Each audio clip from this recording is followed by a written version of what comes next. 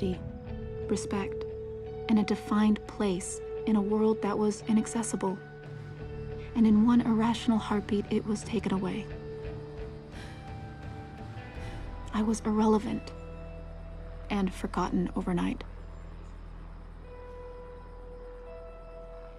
It'd been 2 weeks since I lost the game, and I made an appointment to see someone, because now the humiliation and depression had given way to blinding anger at my powerlessness over the unfair whims of men.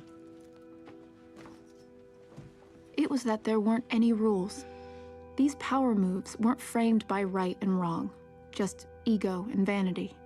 Selfish whims with no regard for consequence, no fairness, no justice, and that giggling, cackling call from Player X. You are so fucked. I couldn't lose to that green-screened little shit, and I didn't want a therapist to make me feel okay about it.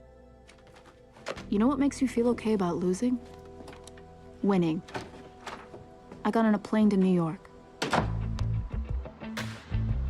Wall Street, Madison Avenue, Fifth Avenue, the Dakota, the San Remo. The players were here. I just had to bait the hook. This time, I didn't have movie stars. This time, I used Playboy Playmates. These weren't just any Playmates. Jessie was a Puerto Rican knockout who grew up working in card rooms and was a good player herself. I could stake her, infiltrate other games, and poach their big-ticket players. Shelby could write code and run more thorough background checks than the TSA. Winston was the daughter of an American diplomat. She's lived in 9 different countries and had the email addresses of half the Saudi royal family. Who's the biggest game in Manhattan? On any given night, it's either Teddy Chin or Tootie Toscano. That's Manhattan. What do you mean? Biggest game in New York is in Brooklyn. Russian Jews. Buy-in's $100K. No one runs a game, they just play and pay. We couldn't promise anyone they'd rub elbows with movie stars, but New York has one thing Hollywood doesn't: the Yankees. And there was one Yankee in particular that every man in America would line up to lose to. Don't say his name out loud. Write it on a cocktail napkin, crumple the napkin up, put it in a glass of water so they can see the ink dissolve. That's really necessary? No, it's not at all necessary. When do we tell them the game's gonna start? Tell them it's been happening once a week for about 6 months at a location you won't disclose right now. There's a pretty long waiting list for a chair, but Molly's here somewhere, and I'll introduce you to her. 50K buy-in, blinds are 5 and 1. Yeah, 50. Mall, 50K buy-in? No, 250. That's gonna make noise. Enough to be heard on Rodeo Drive.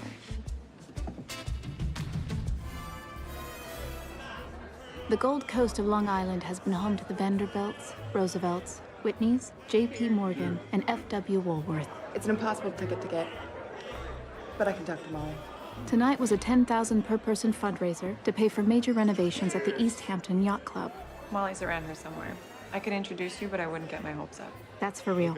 There was a charity event for residents of the Hamptons who own yachts.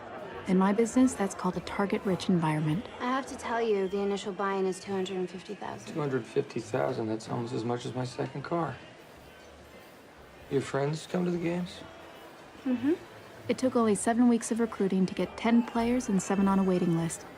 And in these circles, that was more than enough to start the mythology.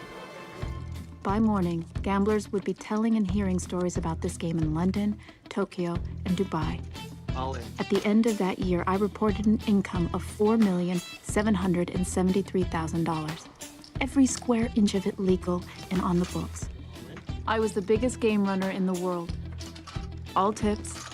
I still hadn't taken a rake, and I still hadn't accidentally recruited members of a Russian crime syndicate. In the beginning, I was using drugs to stay awake. First Adderall, then Adderall crushed up to defeat the time release. Then Coke, Valium, Vicodin, Percocet, and more Adderall. I rented a penthouse apartment and installed plasma screens for the sports bettors. I had the lower stakes games on Wednesdays, Thursdays, and Sundays at my place, with Tuesday night at the Plaza being the big game. At 7, the dealers came, and the table was set up and polished, and 10 chairs were placed around it exactly 12 inches apart. I used custom chips and 2 dealers who worked an hour on, an hour off, with a new crew coming in after 12 hours. Casinos had discovered that certain scents make people more likely to place big bets. The casinos pump those scents in through the ventilation. I had custom candles made. I'd been working with a new dealer named B. Not like Beatrice, just the initial. She'd been working in trashy card rooms on the east side, and we became friends. Tone it down. The big players don't like fast hands. Sarcastic dealing. Cool. You've got to do it. Not doing it is insanity. You must be able to see that. You've been stiffed 4 or 5 times. You've got hundreds of thousands on the street. That's money you're never gonna see again. B had been suggesting it for a long time. She was suggesting it again because of an incident the week before. Hey, Cole. Hey. Come on in. Thanks. You got my check? I do. It's right here. Thank you. Hey, can I show you something on TV? Actually, I'm in kind of a hurry. Just take a second. Have a seat. This is last Tuesday's game. Shit, Molly. If the guys find out you got cameras on them, they're gonna go nuts. Yeah, that's you in the 7th chair. Look at your stack of chips. I got a cab downstairs. Can you just... Look at the timestamp. 1:06 a.m. Let's fast forward to 1:07. 1:07, you lose a hand to Boosty. Wait, what is this? 1:08. Our sheets say that you didn't buy in again between 1:06 and 1:08. But look at that. Your stack's bigger. I can explain. It's just that. Okay, let's rewind.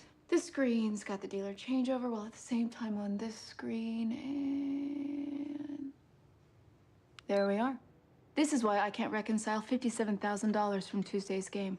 A 7-Eleven's got security cameras on their slushy machine. I've got $1 million changing hands every 2 minutes, imbecile. You don't think I've got eyes on the table? Relax. I owe people money. I know. Why isn't it coming from the trust fund? I need my parents' permission to get that much. And they kill me. You don't even understand what it's like. People just don't realize trust fund kids are suffering in this economy, too. I realized what I did was wrong. Did it take a lot of soul searching to get you there? I meant that... Okay, first of all, the guys that are making the counterfeit chips are taking you for a ride. They know that there's signatures built in the chips. Exact weight, infrared markings. Breathe. Second, don't try this at anyone else's game, because if you do, they're gonna express their anger in a much different way than I am. You owe me $57,000. When I get it, you get the tape, but until then, you don't play in anyone's game. So when Tuesday night came, B was at it again. Your exposure's crazy. It's not if, it's when. You're gonna get blown up. Your risk is nuts. If I took a rake, this game would no longer be legal. And if you can't cover, this game will no longer exist. You're the bank now. You're guaranteeing the game. If you see a hand you don't want to carry, just look at me, flash me a number, and I'll take it off the table. Most runners cap it at 5%. I'll see you out there. See you out there. With 5 players still in,